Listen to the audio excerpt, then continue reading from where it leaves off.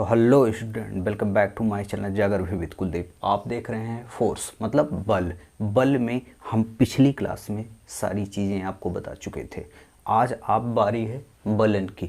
ठीक है, बलन और भ्रंशन जितनी भी चीज़ें थी पिछली क्लास में हम उसको समझा दिए थे जो समझने योग्य थी, लेकिन जो बोर्ड पे समझने योग्य चीज़ें हैं वो बलन थी और भ्रंशन थे। ठीक है, अगर हम देखते हैं अंतर्जात बल के अंतर्गत जो भी चीज़ें समझाने वाली थी उसको हम कल समझा दिए थे, और आज देखेंगे कि जो उसका लास्ट में परिणाम आता है मतलब बलन और भ्रंशन, ये अब हम बोर्ड पे आपको उसमें की एक एक चीज़ें समझाएंगे, क्योंकि यहाँ पर बहुत सारे प्रश्न हैं जो एग्जाम में पूछे जाते हैं और ख़ास तौर पर इनकी एक एक शब्दावली। कहने का मतलब अपनति, समापनति, अभिनति, भुजा, ठीक है, अभिनति, बलन का अक्ष, ये सारी चीज़ें जो होती हैं यह बहुत टिपिकल होती हैं सुनने में, लेकिन ये होती नहीं है। इसको हम अगर समझ लेंगे एक बार अच्छे से तो ये कभी हमारे दिमाग से निकलेगा नहीं। और हाँ, यह चीज़ें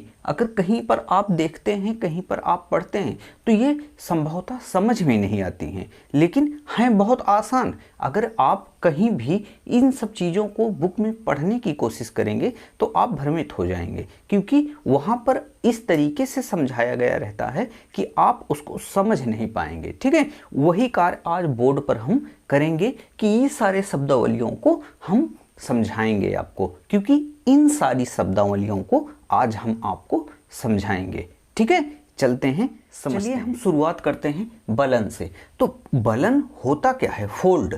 ठीक है, फोल्ड ये आखिरकार होता क्या है? अपने दिमाग में थोड़ा सा सोचिए, ये फोल्ड क्या होता है? आखिरकार हम ज्योग्राफी पढ़ रहे हैं, ज्योग्राफी से संबंधित पृथ्वी की जो सतह है उस पर जो फोल्ड बनेंगे उसको जरा सा अपने दिमाग में कल्पना कीजिए कि ये फोल्ड होता क्या होगा। तो फोल्ड उसी को कहते हैं जब पृथ्वी के अंदर, पृथ्वी की ऊपरी परत, ठीक है, जो क्रस्ट है, कहने का भूपर्पटी जो है, उसके नीचे मैग्मा है, लावा है। कभी दो प्लेटें आपस में भिड़ेंगी तो कभी दो प्लेटें आपस से अलग भी होंगी। ठीक है, जब ये भिड़ेंगी तब कुछ स्थलाकृतियों का निर्माण होगा, और जब हटेंगी दूर तब कुछ स्थलाकृतियों का निर्माण होगा। लेकिन ये सारी हलचलें अंतर्जात मतलब पृथ्वी के आंतरिक भाग में जो हलचलें होती हैं उन्हीं के द्वारा यह सारी स्थलाकृतियों का निर्माण। अगर एक प्लेट इधर से आ रही है और एक प्लेट इधर से आ रही है,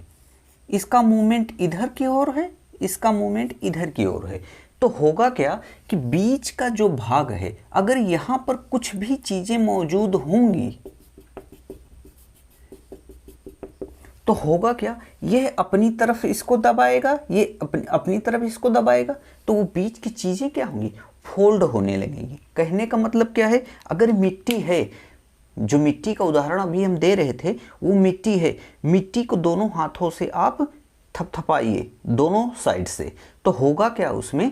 वह छोटा नहीं हो जाएगा, वह कहीं से उठ जाएगा, कहीं पर बैठ जाएगा, कहीं पर उठ जाएगा, कहीं पर बैठ जाएगा।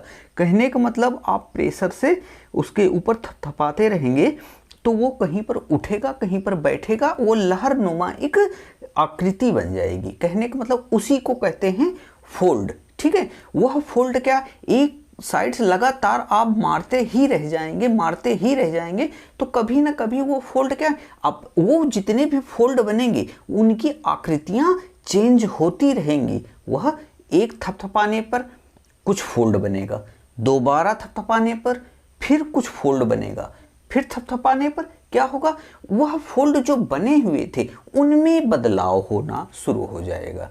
फिर थपथपाएंगे तो और बदलाव होगा, फिर थपथपाएंगे, धीरे धीरे वो बलन समझ लिए एक दूसरे से मिलते भी जाएंगे, अलग भी होते जाएंगे, वो धीरे धीरे उठते भी जाएंगे, उसमें बहुत सारे चेंजिंग होंगी।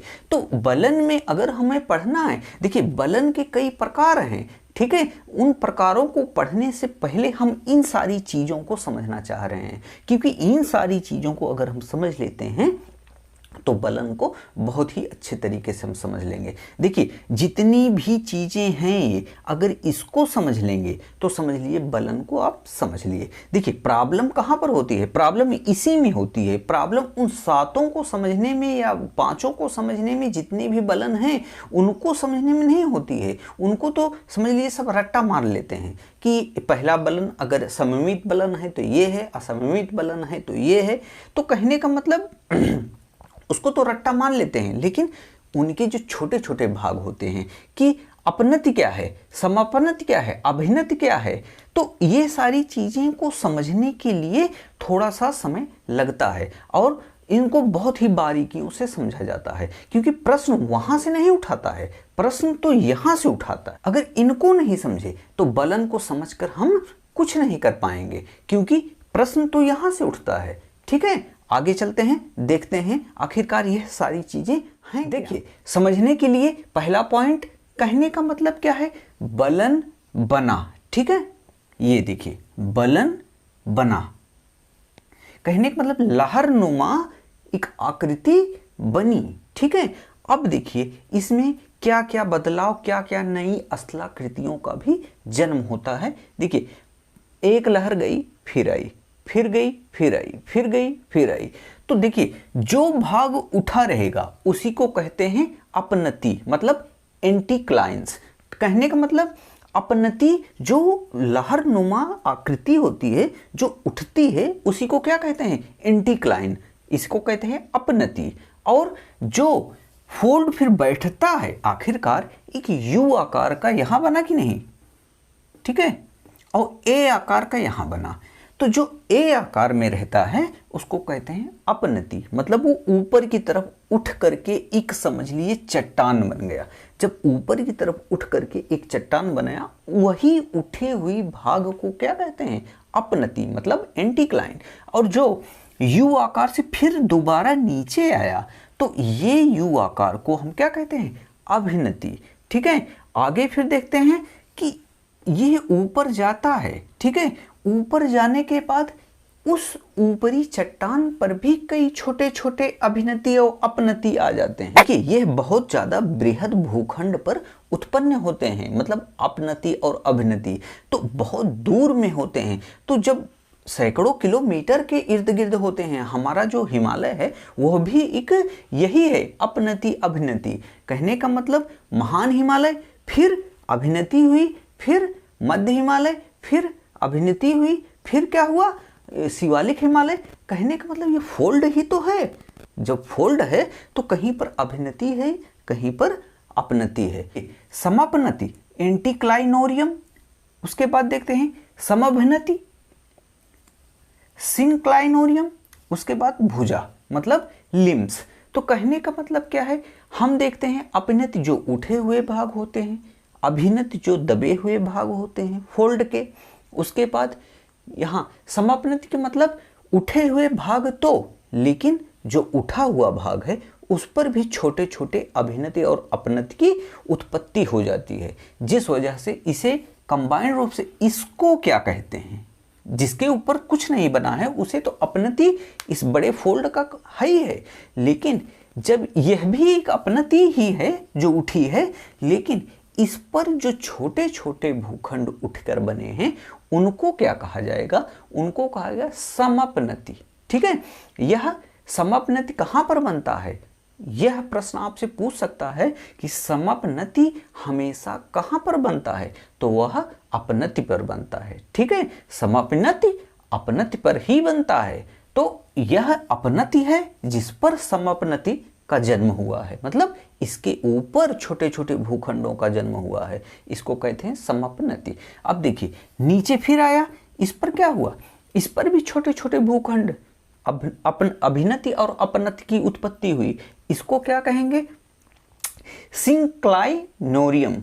ठीक है, सिंक्लाइनोरियम समभिनति, कहने का मतलब सम अपनति। देखिए सम अपनति मतलब यहां पर ऊंचाई भाग पर कुछ ना कुछ बना, मतलब फोल्ड बना, और नीचे समाभिनति में क्या हुआ, नीचे की तरफ अपनति और अभिनति का निर्माण हुआ, मतलब तली में जो है इसके फोल्ड के तली में छोटे छोटे अपनति और अभिनति की उत्पत्ति हुई, जिस वजह से इसे कंबाइंड रूप से समअभिनति का नाम दिया जाता है। अब देखिए प्रश्न ये पूछ सकता है कि समअभिनति कहाँ पर हमेशा बनता है, फोल्ड के किस हिस्से में बनता है? तो यह कहाँ पर बनता है? अभिनति में बनता है, समअभिनति। और समअपनति हमेशा कहाँ बनता है? अपनति में बनता है। यह फर्क आप हमेशा के लिए अपने दिमाग में रख लीजिए। और आगे देखिए, भुजा मतलब एक फोल्ड की दो भुजाएं होती हैं, ठीक है।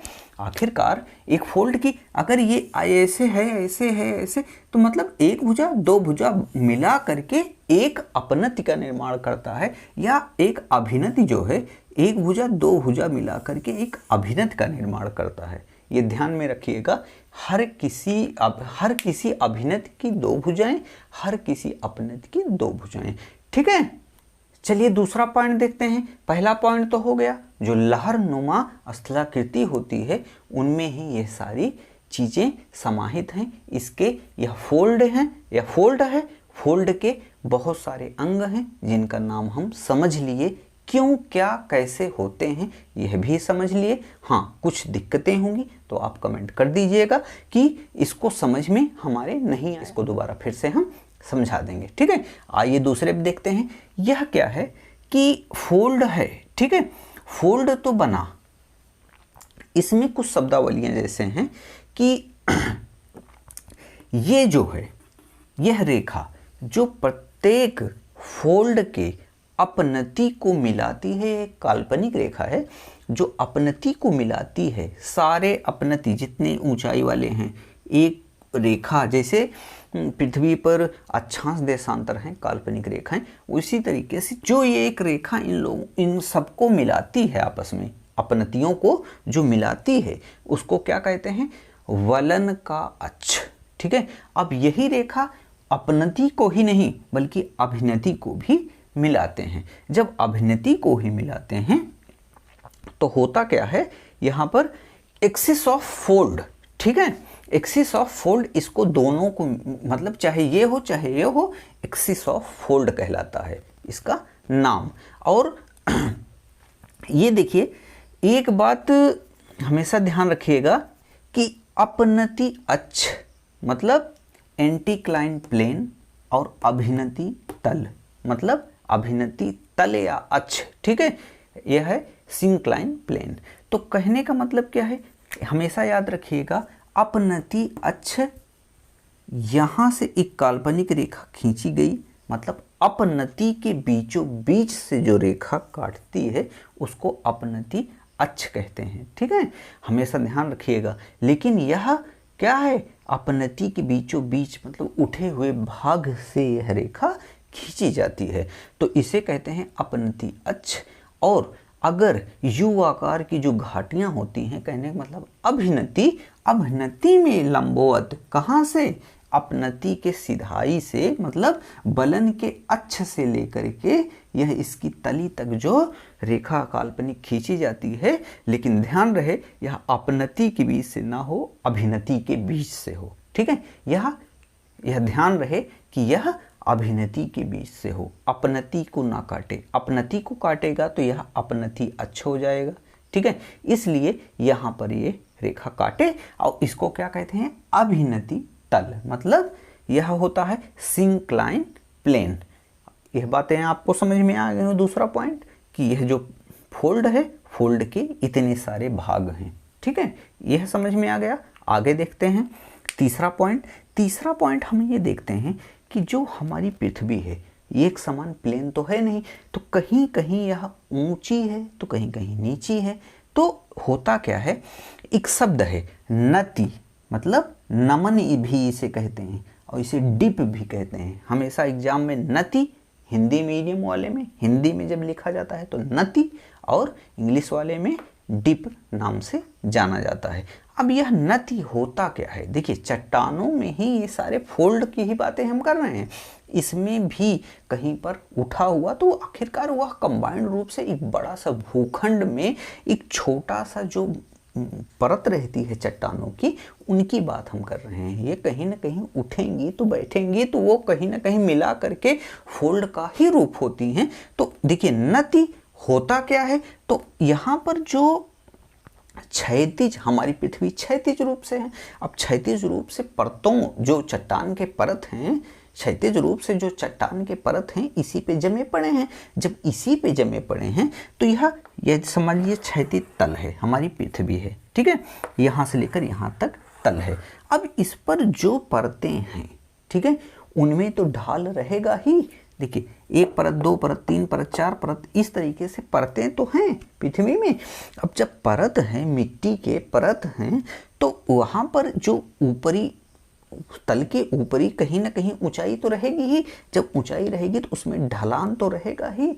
जो ढलान होगा, ठीक है, जिस साइड में होगा, ठीक है, यह क्या कहलाएगा, इसकी नति कहलाएगा, ठीक है, नति कहलाएगा या डिप कहलाएगा, ढलान।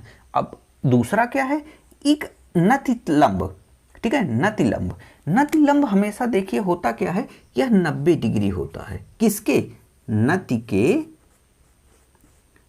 के नतिलंब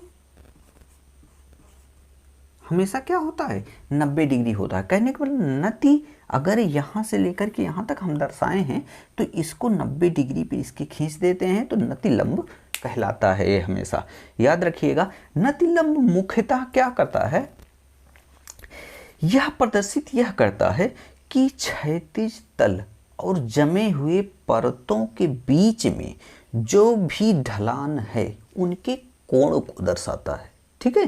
पृथ्वी के अपना समतल मैदान और यह जो भी यहाँ पर चट्टानें हैं उनके बीच में जो परतें हैं, ठीक है, और वह जो ढलान है वह उसके कोण को प्रदर्शित करता है। इसको इस तरीके से समझें, कभी कभी ये शब्दावलियाँ लिखी गई रहती हैं तो बलन पढ़ने से पहले हम इन सब चीज़ों को इसलिए देख रहे हैं कि हम समझ तो जाएं। देखिए अगर कोई, ये पृथ्वी है, ठीक है, ये पृथ्वी है और ये क्या है, जो चट्टान जमी है मान लीजिए वह है। अब देखिए यह पृथ्वी का समतल मैदान और यह क्या है, ये समझ लीजिए आपका वो है चट्टानें जो जमी हुई हैं। अब देखिए इसका ढाल किस साइड में है, इस साइड में है, ठीक है।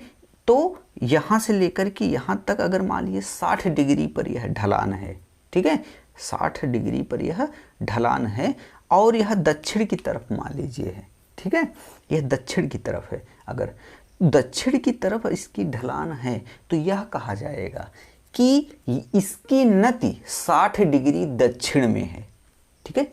यह शब्दावलियां जाग्रफी के रूप में प्रयोग की जाती हैं कि यह चट्टान है, हाँ चट्टान है, तो यह इसकी नति 60 डिग्री दक्षिण में है, ये बोल दिया जाएगा। अब आप समझिए कि यह क्या है, ठीक है। अगर वहाँ पर एग्जाम में कहीं भी दे दिया कि इस चट्टान की नति 60 डिग्री दक्षिण में है तो उसकी नति क्या है, तो आपको वहाँ आंसर लगाना होगा कि 60 डिग्री दक्षिण इस चट्टान की नति है।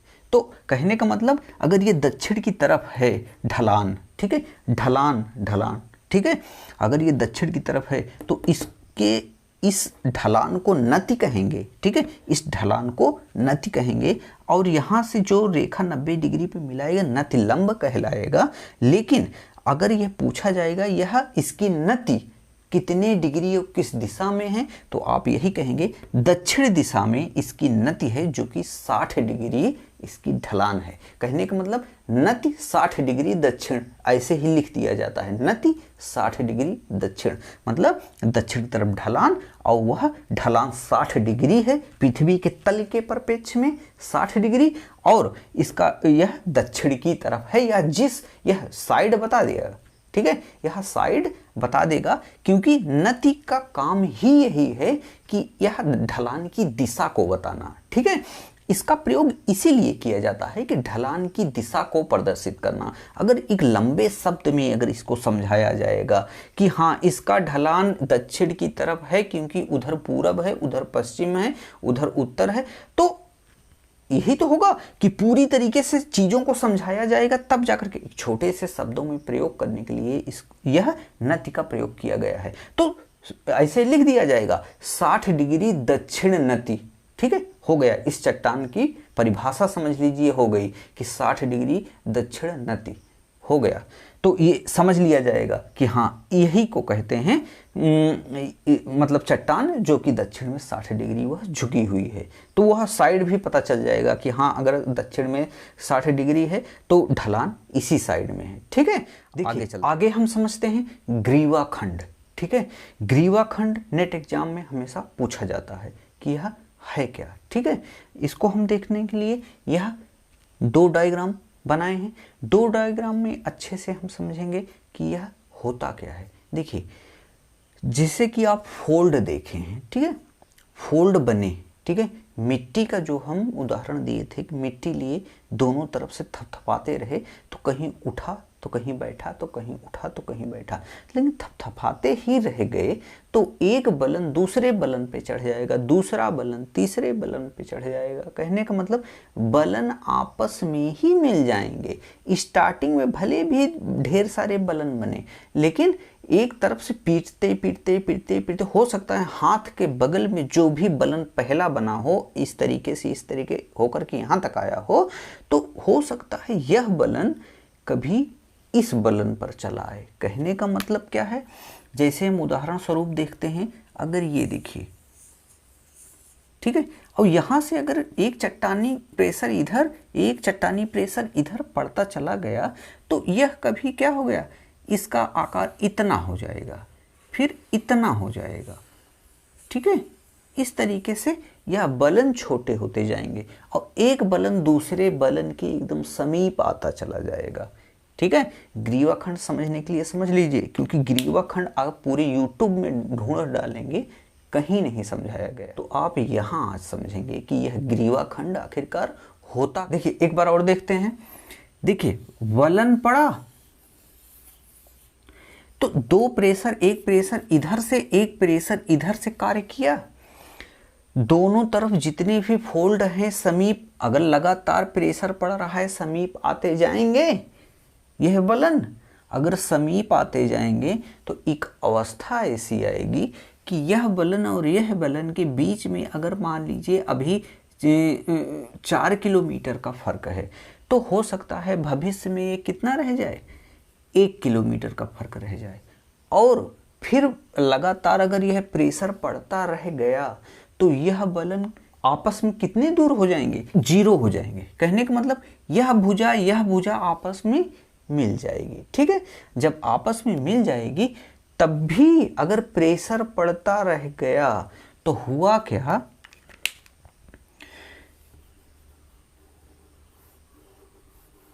अब चूंकि यह बलन आपस में मिलने के कगार पर हैं तो धीरे धीरे धीरे धीरे यह क्या हुआ, यह जो यहां पर इसकी भुजा थी, फोल्ड की भुजा आपको अभी समझाए थे, यहाँ पर इसकी भुजा थी, तो एक दिन ऐसा आएगा कि यह प्रेशर जो है इसको कहाँ पर उठा ले आएगा, यहाँ पर मतलब, और इस बलन को यहाँ पर ले आएगा।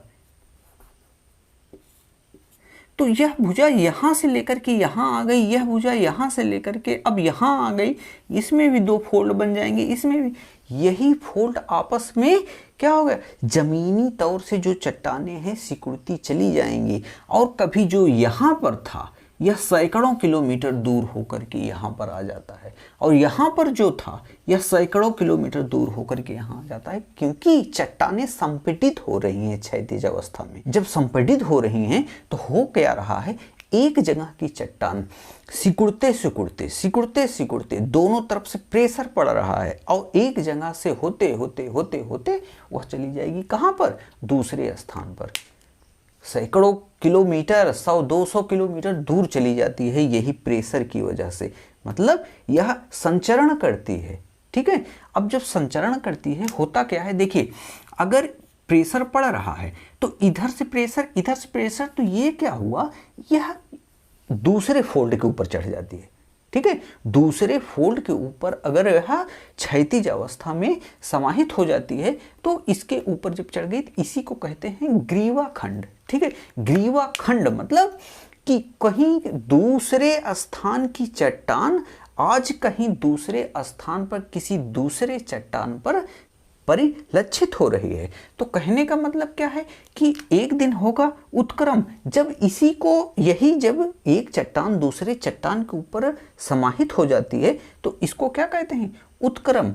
और यही प्रेशर फिर लगातार होता रहता है तो होगा क्या, अपने दिमाग से समझिए कि अगर ये प्रेशर हो रहा है, एक दिन ऐसा आया कि यह चट्टान यहाँ एकदम समाहित हो गई, फिर प्रेशर आया तो यह क्या हुआ, यहाँ से फिर मुड़ना शुरू कर दी, यहाँ से जब मुड़ना शुरू कर दी यहाँ चली आई तो ये क्या हो गया, यहाँ पर आ गई तो ये क्या हुआ, पलट गया। तो यह क्या हुआ, पूरी चट्टान पूरा ग्रीवा खंड ही पलट गया, पूरी स्थलाकृति ही पलट गई। आखिरकार जब आप मिट्टी पर थपथपा रहे हैं तो नीचे की मिट्टी ऊपर, ऊपर की मिट्टी नीचे, एक दूसरे में वह मिलता चला जाएगा, नीचे का ऊपर, ऊपर का नीचे। कहने का मतलब शुरू में तो फोल्ड पड़ेगा लेकिन थपथपा ही रहे हैं, थपथपा ही रहे हैं, थपथपा ही रहे हैं तो नीचे का ऊपर, ऊपर का नीचे होता जाएगा, क्योंकि दोनों साइड से प्रेशर बन रहा है। ये आटा गूंथना हो गया समझ लीजिए, नीचे का ऊपर, ऊपर का नीचे। तो मतलब कहीं जो आपके इस हथेली के पास मिट्टी थी आज इस हथेली के पास आ गई, इस हथेली के पास जो मिट्टी थी आज इस हथेली के पास चली गई। मतलब प्रेशर पे प्रेशर और मिट्टियां इधर उधर। कहने का मतलब आज यहाँ पर जो भी चट्टान जिसके गुण धर्म देखे जा रहे हैं ये कभी यहाँ पर पाए जा रहे हैं, तो इसी को कहते हैं ग्रीवा खंड।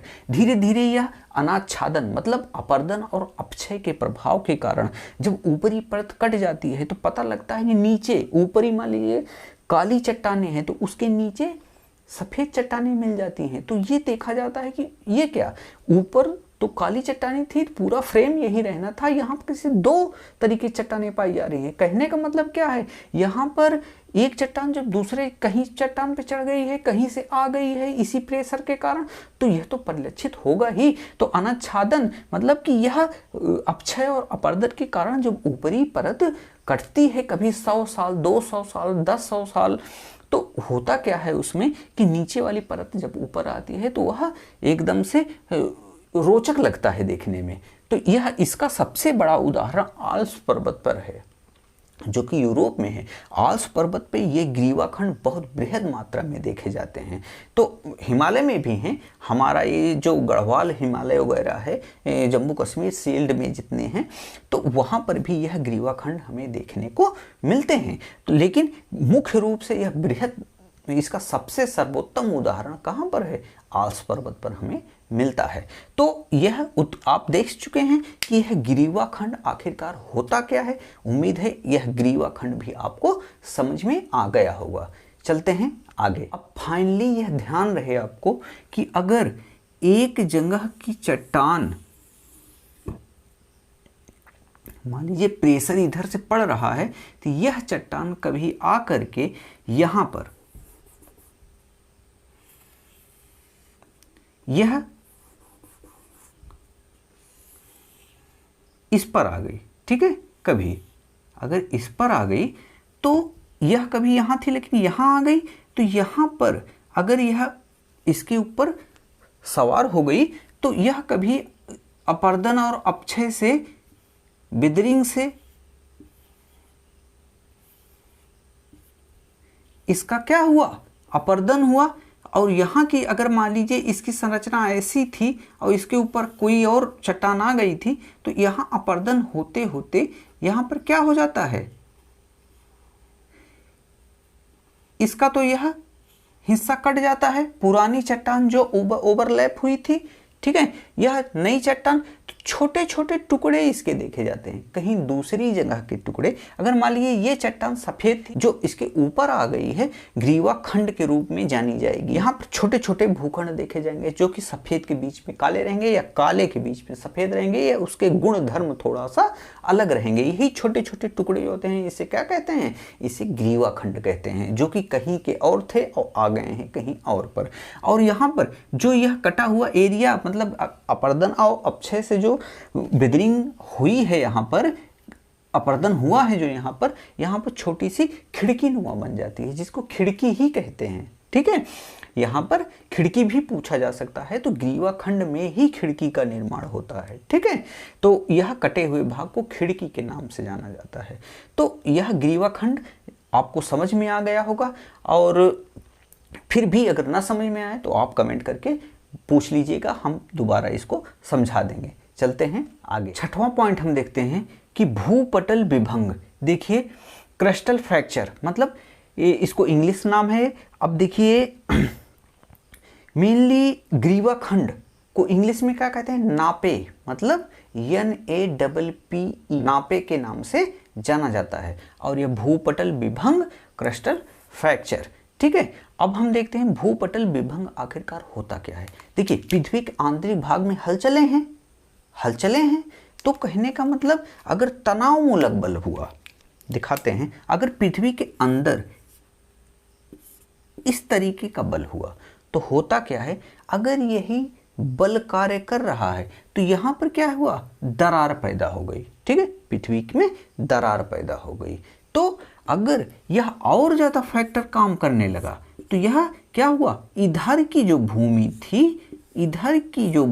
थी यह हटने लगी, एक दूसरे से हटने लगी, और यही दरार या चटकने जो हैं यहाँ पर दरार बनी है, तो अगर यही और ज़्यादा बल कार्य करने लगा तो एक दिन क्या होगा कि यह भ्रंश का रूप धारण कर लेगा।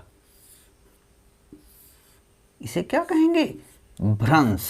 ठीक है, यही है जो मतलब अगर एक तनाव कार्य किया, मतलब तनाव मूलक अगर बल कार्य किया पृथ्वी पर, तो पहले चटकने पैदा होंगी। ठीक है, टूटेंगी, फूटेंगी, दरारें पैदा होंगी। तो चूंकि चटकने और दरारें बस ऊपर से ही दिखाई देती हैं, अंदर तक तो रहती नहीं है, ऊपर तक ही रहती हैं, लेकिन यही बल अगर लगातार कार्य करने लगा तो ये बहुत ज़्यादा गहराई में हो जाती हैं, और इधर की भूमि इधर खिसकने लगती है, इधर की भूमि इधर खिसकने लगती है। तो यह बड़े पैमाने पर होने लगता है, जिससे भ्रंश की उत्पत्ति हो जाती है। और यही चट्टानें जब खिसकती रहती हैं, इसी को क्या कहते हैं, भूपटल विभंग। ठीक है, भूपटल विभंग इसी को कहते हैं जब तनाव मूलक बल कार्य करता है और यहाँ दोनों चट्टानें खिसकती हैं एक दूसरे के समीप से, तो वही को क्या कहते हैं, भूपटल विभंग। कहने का मतलब यहाँ पर भ्रंश की उत्पत्ति हो जाती है। स्टार्टिंग में तो चटकने और दरारें होती हैं, लेकिन यही तनाव मूलक बल अगर बहुत बृहद रूप में कार्य किया तो यहाँ पर भ्रंश की उत्पत्ति हो जाती है। भ्रंश अभी पूरा पढ़ना है, भ्रंश के कितने प्रकार हैं सबको इसी तरीके से हमें समझना है कि कितने प्रकार से भ्रंश हैं। लेकिन इससे पहले आज हम बलन के जितने भी पॉइंट थे समझने लायक, उसको हम समझ लिए हैं। अब हमें देखना है कि बलन के प्रकार कितने होते हैं। ठीक है, उसको अगली क्लास में देखेंगे, लेकिन हाँ इतना समझ लीजिए कि बलन के अब जितने प्रकार हैं उनको समझने में आपको इतना भी समय नहीं लगेगा, और वह रटना नहीं पड़ेगा, आपके दिमाग में खुद ब खुद समझ में आ जाएगा। आखिरकार जब बलन है तो वहाँ पर मोड़ तो पैदा होंगे, अगर मोड़ हुआ तो श्योर है कि दोनों साइड से कहीं ना कहीं कुछ बल कार्य कर रहे हैं। अब जब कुछ बल कार्य ही कर रहे हैं तो वो कार्य करते भी रहेंगे, और यहाँ पर क्या होगा, फोल्ड बनते चले जाएंगे, उनमें तब्दीलियां होती चली जाएंगी, और इन्हीं आकृतियों का रूप कहीं ना कहीं वह फोल्ड के एक एक हिस्से जन्म लेंगे जो हम अभी पढ़े, जो हम अभी जाने। ठीक है, तो उन्हीं के आधार पर कोई फोल्ड किसी तरीके से है, कोई फोल्ड किसी तरीके से है, तो अलग अलग फोल्ड का अलग अलग नाम पड़ गया। हो सकता है आज मान लीजिए, ये देखिए, मान लीजिए इसका नाम A है, इसका नाम B है, तो हो सकता है कि यह A भविष्य में B का स्थान ले ले और B कभी C का स्थान ले ले। मतलब यह अगर इसकी प्रकृति क्या है, ये ढाल और ये ढाल बराबर है, और इसकी प्रकृति क्या है, ये ढाल तो ढाल ही है लेकिन यह 90 डिग्री है, तो कभी ये भी हो सकता है कि जो A वाला बलन है वो कभी B के तरीके से हो जाए, क्योंकि प्रेशर पड़ रहा है। ठीक है, प्रेशर जब पड़ रहा है तो हर एक बलन में बदलाव तो होगा ही। ठीक है, तो बस लेकिन प्रेजेंट टाइम में जो बलन देखा जाता है वह कितने प्रकार के होते हैं, इनको हम देखेंगे कि बलन कितने प्रकार के होते हैं। अब जो भी प्रश्न होगा इसमें आपका जो ना समझ में आया होगा उसको कमेंट कर दीजिएगा, उसको हम अच्छी तरीके से समझा देंगे। मिलते हैं अगले वीडियो में बलन के जितने भी प्रकार हैं उसके साथ। तब तक के लिए जय हिंद, जय भारत।